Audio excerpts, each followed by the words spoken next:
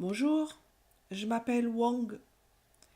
Je vais vous parler dans cette vidéo d'utilitaire de disque pour vous montrer comment créer une image disque pour protéger vos données. Lancez utilitaire de disque. Puis dans la barre de menu, cliquez sur Fichier, Nouvelle image, Image vide. Donnez un nom à votre image disque. Dans mon exemple, je vais l'appeler coffre. Je vais la laisser sur le bureau pour pouvoir y accéder plus facilement. Mais bien sûr, vous pouvez lui trouver un autre emplacement de votre choix. Dans le nom, il faudra donner un nom à votre volume. C'est celui qui réintégrera l'image disque. Je vais l'appeler patte blanche.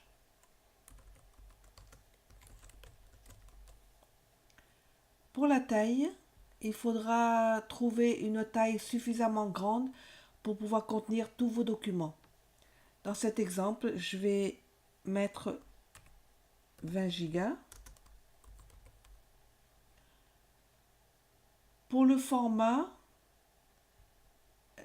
gardez le macOS étendu journalisé.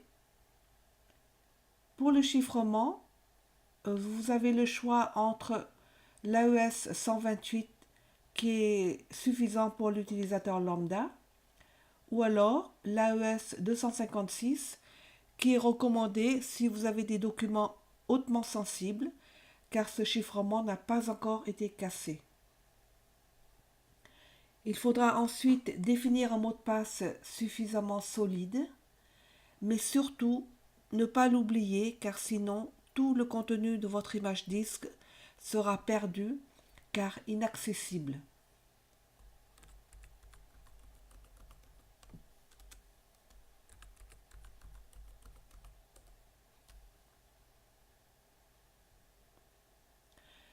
Quant aux partitions, gardez une partition unique avec une table de partition guide.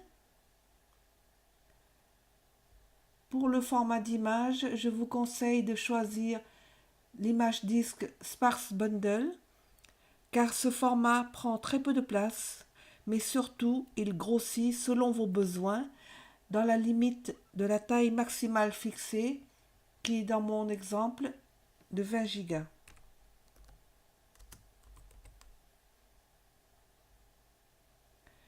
Voilà, votre image disque a été créée. Il a pris le nom de coffre.sparsebundle et voici son volume dont j'avais nommé patte blanche. Double-cliquez maintenant sur le volume et déplacez à l'intérieur de ce volume tous vos documents à protéger.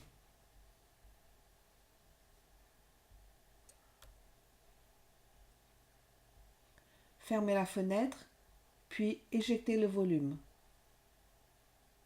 Pour le cacher, bien sûr. Si vous avez de nouveau besoin d'accéder à votre volume, il suffira simplement de double-cliquer sur l'image disque, puis de renseigner votre mot de passe.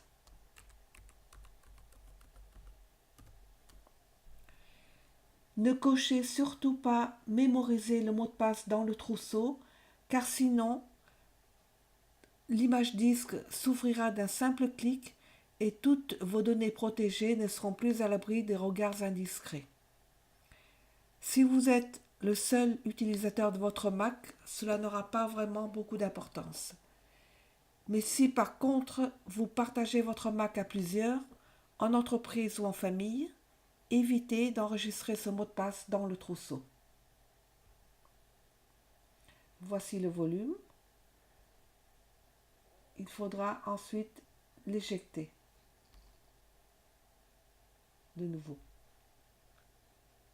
Il y a une dernière chose à savoir.